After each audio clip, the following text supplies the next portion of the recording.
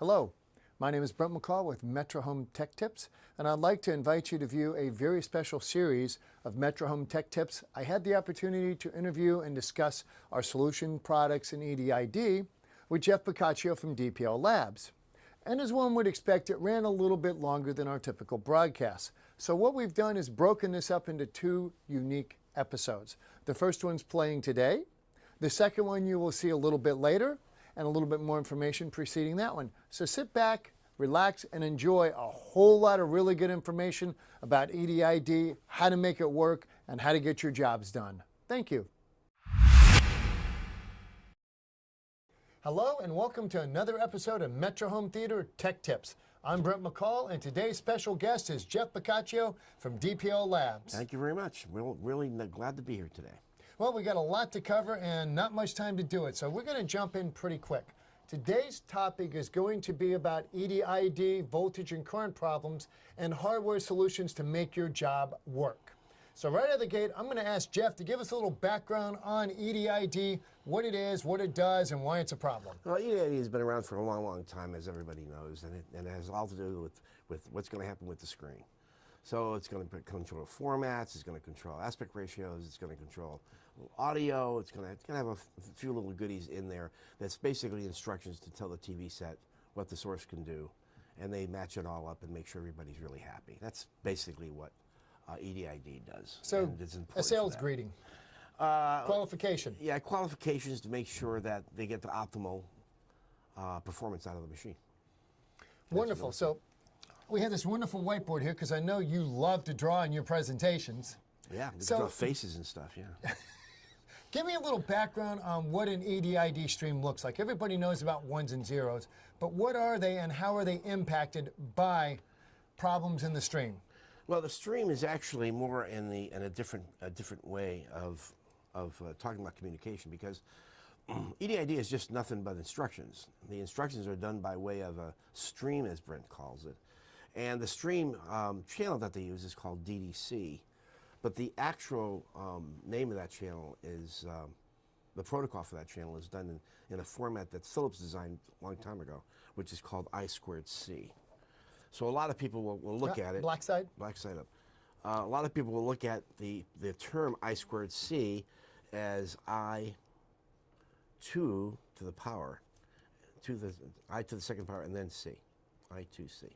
And this I2C has been around with us for a long, long, long time. And it's a serial protocol that's used for instructions. It was primarily used to communicate between chipsets at printed circuit board level. We've used it for years with scalers and format converters. Very effective, very positive, always worked. Just a great overall interface tool. When HDMI came around, they needed some form of communication between source and sink, and they decided to use the I²C protocol to do that with.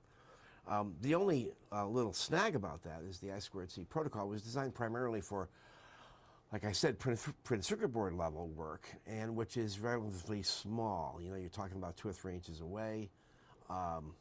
Very little degrading of the signal over that length. And with circuit board technology the way it is, the traces are very simple to do, and it's low frequency stuff, typically about 100 kilohertz. So it's not that big of a deal. However, it gets a big deal as you start getting it longer. And so HDMI gave us a very nice limit to go by, which was in capacitive loading. And the capacitive loading is used primarily to allow the product to work within certain parameters. Let me get this off. I get to use this first one, don't I? Yes, sir. And I get to use it again. I don't like wasting. Close the lid. So when you think about, do I have to dry it, or is it going to dry quick enough? They dry that fast. Okay. So when you think about the actual signal that's going through, the signal is basically a multiple, the two channels. One channel is the clock channel, which synchronizes it all, and the other channel is the data channel, and the data channel sends the instructions that's needed to get done. And the way I²C works is it has a flag that starts off high, and then they send down a low, and then that low comes back up at different levels depending on what you're trying to send. I'm going to make it a little different here. So notice there's these levels are different. The reason why they're different is because it's data, it's information that's coming through. But they have with it, this is data, I'm going to call it D. Down here they got a thing called the clock. And the clock basically is constant. It's exactly the same way all the time. The duty cycle is the same, amplitude generally is the same. But what they do is they say, okay, every time this clock comes up, where are you? If it's low, then they register it as low. Next time the clock comes up and says here, oh, that's a high. So it's a 0 and a 1. And the clock comes up again and it's still a high. That's a 0, 1, 1. And that's how they make the string work. So when you say string, that's the string of information we're using to get responses out of it, whether it be requests or acknowledgments. So we have recs and we have acts, and that's how the communication stream works. So the stream is done with a power supply rail that Philips uses, and that power supply rail is typically 5 volts. And that 5-volt rail is used throughout the industry for everybody's I2C interface, so that everybody can talk to one another. And later on, we're going to talk about products that Metra actually has that can actually fix this 5-volt rail should somebody not use a 5-volt rail. And that was a discovery we made almost 10 years ago. Right? Yes, with a specific brand of televisions. Yep, and it worked out really well. So what happens here is that, let's just condense this down to a little bit easier, an easier picture. And now what we're going to do is we're going to look at just maybe 2 waveforms. So let's just take a square wave and another square wave. And remember, we're running at 5 volts, 5 volts DC here.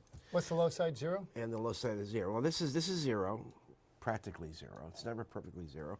And then this is 5, and this hopefully would be railed at 5, and normally it's not always railed at 5. So what we do is we measure this with what we call in DPL, we measure a little harder because we want the best out of it. So we measure it at what we call an 80-20 rule. So that means we have 80% of the top end down, which is 4, and 20% of the top end up, which is 1. So basically, this is the area that we'll look at the test.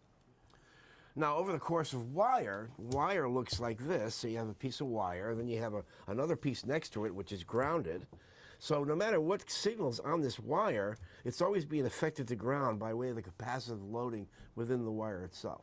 And this is why HDMI has a spec for this, which I believe is 700 picofarads. So as long as you're under that 700 picofarad number, everybody's happy. But what happens is that we have different gauge wires, which changes things. We have different positions of the wires where they're in different locations in the actual jacket, so they could be further away from the shield or closer to the shield. The closer to the shield you get, the more capacitive loading you get. So we decided not to use picofarads as a form of measurement. It was not accurate enough. And then as we were doing our case studies in the earlier days, especially during the dark days, we found that many of our problems had to do with this problem of capacitive loading. And so we found a new way of doing it, which actually Philips recommends. And what we do is we measure the actual rise time of the product, the rise time of these square waves. Now, give me a quick... What idea of rise time is? Yes, okay. And a visual presentation would be nice. Yeah, we're going to do a rise time. So when you think about rise time, we think about, okay, we want to get from, can we see down here? Is that good? Okay, great. That was wrong. So if we look at rise time, we could say, okay, we could say here's 0, and we want to bring it, we want to rail it at 5. We want to, eventually, in a perfect world, we want to rail this at 5. And that's where the rail goes to. However, when you look at that in the schematic form, we have a voltage of 5, we have a resistance in the cable, so we have R, and then we also have capacitive loading, which is between here and here, so I'm going to throw a capacitor in here. So what happens is that as this waveform goes to 5, the capacitor in the loading will delay it. It'll soften it up. So instead of looking like that, it will end up looking like this. Oops. I guess that didn't work, Brent. It's wet. It's wet. Give it a second to dry. In fact, what I'm going to do is, I'll give it over. I'm going to take this off, make it easier. So let's see if it works. So capacitive loading looks like this. So you see what's happened here? instead of a nice sharp railed edge, we got a very rounded edge. So it takes longer to reach the same It takes point. longer to get up here. So we want to know how long it is under 80-20 rules. So we're going to do 80 and 20. We measure this number, and we want a certain number there. And that number's got to be, you know, typically between 1,000 and 1,500 nanoseconds. So as long as we're within these numbers, everybody's happy. What we found was that there are cables that came in that were as little as 5 meters that weren't even close to these numbers. And then you get some of these things that come in that come in at 20 meters, and instead of being 15,000, they're like 40,000 nanoseconds, which is completely off the chart. And when you get it that low, that bad, this thing really takes a real hug. And now the data, which is right here, never gets registered as a high because we're got to be within our 80-20 rule. So this is a very finite point when it comes to getting a good hard rail high when you're trying to get that done. So that's one of the issues that we had in the earlier days, and we still have it today, especially with AOCs. AOCs are very, very prone for this. And the reason why they're prone for this is because AOCs are hybrid. They've got fiber in there, they have wire in there, and the wire they have in there is really not too much different than the wire we had in cables. There's only one little problem, and that is that you're going a long way now. I mean, typically these fibers, right, Brent, are coming in 10, 15, 30, 50 right, meters. So when you go that far out, these I squared C numbers go right off the chart, and they're real bad. They won't. Then they'll never pass the DPL numbers. The TMDS is good, but the TMDS is fine. But the I squared C fails. The I squared C is very nasty, and some of them the TMDS are not so fine. You know? Well, yes, we've been down that road. We've been down that road, right? And you know, and that's again, a lot of people will have their own comment on that, depending on the internal equalization system that HDMI provides for all of their revisions. That's a whole other subject line. So we're looking for a nice square wave if possible, and the better the integrity of this square wave is, the more chances that EDID and HDCP and anything else in status, let's remember now it's called status control. This is what they're calling it now, status control. And so this status control has to work really first time. The error correction in here is poor. They do have recs and acts, and they respond accordingly. But generally, as a rule, we can't afford anything to go bad as the stream gets transferred through. We've experienced this. So the I squared C bus is probably one of the most important parts of the interface, besides the video.